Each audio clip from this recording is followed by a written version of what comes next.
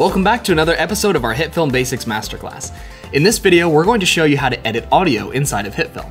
We'll be going over how to adjust and keyframe the volume of your video, add sound effects, and use the audio mixer panel. If you missed the other videos on how to install HitFilm and get up and running with editing video, you can find those in the card on screen. Let's go ahead and get started. Here we are inside of HitFilm Express, and we've currently got a very simple edit on the timeline. It's just some gameplay footage. Gas is closing in. But it's also quite loud, and I want to underlay a clip of Ollie talking, which is in the trimmer here. Today we're going to be taking a look at the first step, recording your footage. This clip actually comes from a previous masterclass we did called Game On, where we showed you how to create your own YouTube gaming channel. So definitely check that out if you're interested in starting one up for yourself. Now, we've already talked about the controls panel inside of HitFilm, which is active once you select a clip on the timeline. If I come down here and select the audio for that clip, you'll notice that the controls panel changes, and we only get one property, which is the level. This is the volume of the clip itself. You can also adjust the volume by dragging this white line here, and you can see that it gets updated in the controls panel. One big mistake that a lot of new people make with audio is that it's not the right volume. It's either too quiet or way too loud. We're going to prevent that by paying attention to the meters panel over here on the right. If you don't see the audio meters panel, come up to Window and then check mark it in the list here.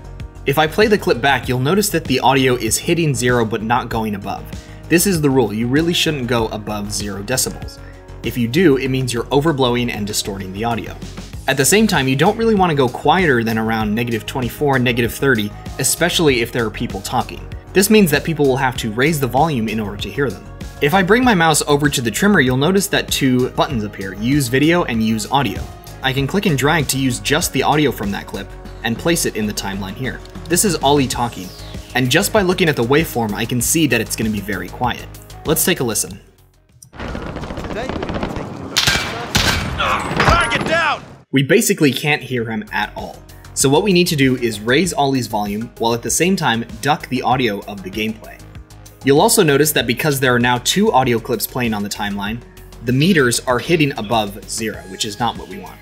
So the first thing I'm going to do is raise the audio of Ollie all the way up, in this case 12 decibels. Again, you can do that either in the controls panel or on the timeline itself. The second thing I'm going to do is lower the audio of the gameplay. What I'll do is hover my mouse over the volume and hold down the control key. My mouse will change to a crosshair, and then if I click, I'll create a point. These points represent keyframes in the volume of the audio. If I click over here again, I can then lower the volume quite a bit to something like -24. Let's see how that sounds. Today we're going to be taking a look at the first step, recording your footage.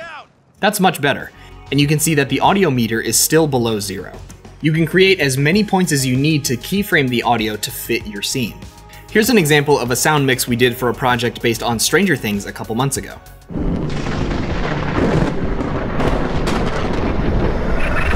To show you the audio mixer panel, what I'll do is come up to Window and then select Audio Mixer. This will just rearrange a few of the panels so that you can optimize it for the function that you're wanting to do. As you can see, I've got a number of audio tracks to fit all of the sound effects I wanted to include in this short. A lot of the sound effects came from freesound.org, which is a great resource if you're looking for free sound effects. Once you have the actual sound inside of HitFilm, you have a number of sound effects at your disposal. Similar to the things we've looked at earlier, these can be found in the effects panel. There's a folder called Audio, and you can see all of the effects that we have here. You have things like Audio Reverse, which does exactly what it says. Cathedral, Echo, and Large Room to change the sort of ambiance of a sound.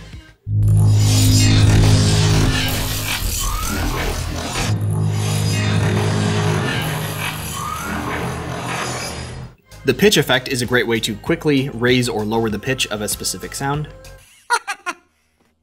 You'll notice that a couple of these have the word add-on next to them. This is something that we haven't talked about yet in this masterclass, but add-ons are effects that you can purchase for HitFilm Express to enhance the functionality or get things that you wouldn't have otherwise. If you click the add-on button, you'll be taken to the FXhome store. This is where you can purchase add-ons for different things, like adding in color functionality or adding in new visual effects. These packs are great if you only need a few effects for a specific project. To apply an audio effect to a sound, just click and drag it onto the layer itself. Depending on the effect, you might have more control inside of the controls panel. In this case, we have a balance slider, which adjusts how left or right the audio will sound. As well as the audio effects, we also have two transitions. If you come down to transitions audio, you can see we have crossfade and fade.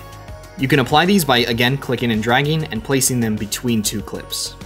As you can see, I've applied them to most of my sound effects at both the beginning and end, just because it helps smooth the transition a bit. A fade will decrease the volume of one clip and then increase the volume of the next, so you get a quieter space in between the two. The audio mixer panel here in the top left allows me to have a visual of how loud each track is in my sequence. Each track is laid out left to right, and each one has the same controls. So they all have an audio level, which is the same as volume.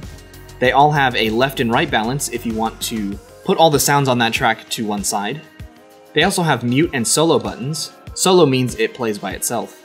On the far right, you also have a master slider. This controls all of the volume all at once, so it's a good way to quickly make adjustments to your entire sequence. Thanks for joining us for another tutorial. In the next video, we're going to show you how to color correct and color grade your video. Be sure to let us know if you have any questions down below, and we'll see you all in the next tutorial.